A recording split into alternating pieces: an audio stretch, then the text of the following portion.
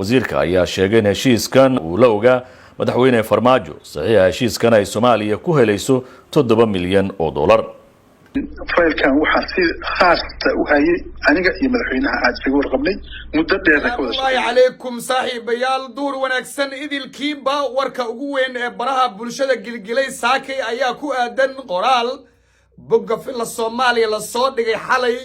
oo sheegaya in dawladda Soomaaliya ay heshiis buuxda qalinka ku duugtay kaasoo ku aadan shidaal baaris ay la gashay shirkadda Coastline Exploration in shidaal laga baari karo badda iyo bariga Soomaaliya.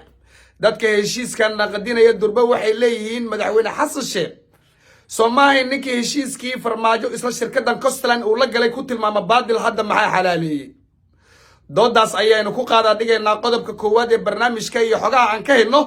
qodobka labaadna sidaad la socotaan waxaa jiray in Mareykanku cunaqabateen uu saaray 7 xubnood oo shabaab ah kuwaasoo kooxda ka taageeri jiray hubka iyo maaliyadda intaba. magacyada 7daas xubnood iyo jufooyinka ay ka yihiin beelaha ama reeraha Soomaaliyeed ayaynu qodobka labaad ee barnaamijka ku qaadaa dhigaynaa. waayahay aan u soo laabto qodobka koowaad baraha bulshada waxaa haysta qoraal filla Soomaaliya xalay boggeeda lagu daabacay oo ay ku sheegeen dawladda federaalka Soomaaliya in heshiis ay la gashay shirkadda Coastline loona ogolaaday in Soomaaliya wixii ka dambeeya haddan aan kula hadlayo in shidaal laga baari karo meeshii laga helan laga qodi karo. durbadood weyn ayaa ka dhex abuurantay siyaasiyiinta Soomaalida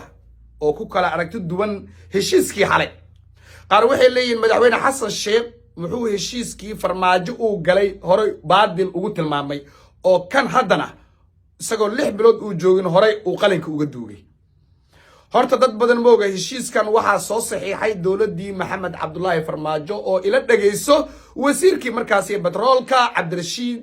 Maxamed Axmed. wasiirka ayaa sheegay in heshiiskan uu la ogaa madaxweyne Farmaajo saxiixa heshiiskan ay Soomaaliya ku helayso 7 milyan oo dollar. faylkan waxaa si khaas ah u hayay aniga iyo madaxweynaha aad isaga warqabnay muddo dheer ka wada shaqeynay. haday noqoto sharcigii batroolka, haday noqoto shirkadahan inay xamar yimaadaan, haday noqoto in heshiiskan la galo intaba si khaas ah madaxweynaha hawshan ila waday. waayahay waa wasiirkii batroolka ee xukuumadda mataqaan dawladdii Farmaajo oo dhahaya madaxweynaha heshiiskan ila ogaa madaxweynaha ii dirsaday. وانا صحو وزير ما صحيح كرو waxaan madaxweyne ogeyn aqliyan hatta hadaanan aqligan lagu gardaroonin wiska cadahay laakiin madaxweyne Farmaajo oo shacabka qulubtooda la ciyaara lana jaan qaada ayaa markii ay ka war heleen sida wasiirku uu sheegay in shacabkii ay ogaadeen heshiiska durba gaashaanku u daruuray waa ka soo horjeesay isagoo shacabka markaa iska sii jeedinaya sida wasiirka uu sheegay shacabkii markuu arka waaye 7 xirmood ay saxiixeen 7 milyan oo dollar ayaa halkii xirmo lagu qaataa. sign bonus la dhahaa halkii xirmo waa 1 milyan oo dollar 7 milyan ee markaa Farmaajo iyo wasiirkiisa saas ku laqeen horta. heshiiska marka madaxweyne Xasan Sheekh wuxuu ka mid ahaa siyaasiyiinta ugu muga weyneed ee ka hor imaaday. yaan heshiis loo la gelin yaan shidaal Soomaaliya loo qodin yaan waxba laga faa'iidin Xasan Sheekh iyo mas'uuliyiintii markaas ma taqaanaa ka soo horjeesta macnaheedu diidmada saas ma ahayn. waxay ahayd in qodobada markaas ku jira heshiiska wax badan laga bedelo oo aan Soomaaliya u cuntami karin. qoraalkii xalay ka soo baxay filla Soomaaliya waxa lagu sheegay isla taas aniga aan qaboon dareemayaba in 5 qodob oo kamid ah markaa dawladdii Farmaajo ma taqaana ay la dhaxsaneen siyaasiyiinta qaar. laakiin xalay bogga waxa lagu shaaciyay dawladda federaalka in 5taas qodob wax weyn laga bedelay. in garyaqaan guud ee Soomaaliyeed iyo khubaro kale oo ma taqaana caalamkaba ay dawladda Soomaaliya ee iskaashi kala sameysay sidii dib loogu saxi lahaa. waa laga saxay heshiiska Soomaaliya iyo shirkadda Coastline waa dhaqan galaya oo waaba la saxiixay waa lagu kala baxay sida wasiirka batroolka Cabdirashiid uu shaaciyay. waayahay dadka qaar marka waxay leeyihiin sharcigii ma taqaana shidaalka wali baarlamaanku ma ansixin oo waa qabyo dastuurkana kuma jiro baarlamaanku ma ansixin. saami qaybsiga lama yaqaan qaabka hadda wax loo qaybsanayo hadii example Puntland laga helo shidaal koonfur galbeed maxay ku leedahay Jubbaland maxay ku leedahay gobolka Banaadir muxuu ku leeyahay Shabeellaha Dhexe maxay ma taqaan Hiiraan State maxay ku leedahay Galmudug maxay ku leedahay ama hadii Galmudug laga helo inta kale maxay ku leeyihiin saami qaybsigaas sida cadaaladda maxaa lagu sameyn karaa soomaaliya waxaa horey u jira inay heshiisyo badan la galeen shirkado shisheeye waxaa jira in maamul goboleed iska heshiis shidaal soo galay mataqaana waxaa jira in gudoomiye degmo uu soo saxiixay gudoomiye gobol heshiis uu iskala galay shirkado shisheeye iyagoo lacagahaas xirmooyinka mataqaana ama heshiiska saxiixa kaliya lacagahaas la qaadanayo dadkana ee siyaasiyiinta ku leeyihiin heshiis shidaal baa la baarayaa sidan baa la yeelayaa laakiin waxaad moodaa dowladda federaalka dowladda dhexe hadda inay u istaagtay in heshiisyadii horena mataqaanaa ay kansaleen heshiiska hadda dowlad dhexe oo xoogan oo federaal ah oo madaxweyne xasan sheekh oo legitimacy cusub haysta inuu heshiiskan saxiixa dadka heshiiskii hore dhaliilana waxay leeyihiin dowladda farmaajo xilliga heshiiskaasi ay galaysay lacagahana ay qaadanaysaba markaa wax sharciyado legitimacy maba haysanba masiiri go'aamo masiiriyana maba gaari karinba heshiiskan hadda waxaad moodaa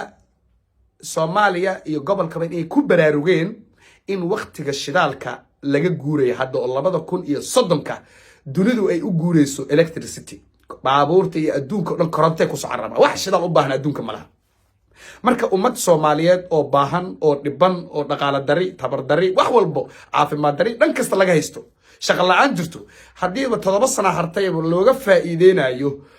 shidaalkooda iyagu ay ilaahay mataqaana ugu deeqay ay ka baahan yihiin 7 sano hartay shidaal la isticmaalay hadii Soomaalida looga faa'iideynayo waa wax dawladda Soomaaliya aan ku bogaadinayno kuna taageerayno kuna garab istaagsanna dadka heshiiska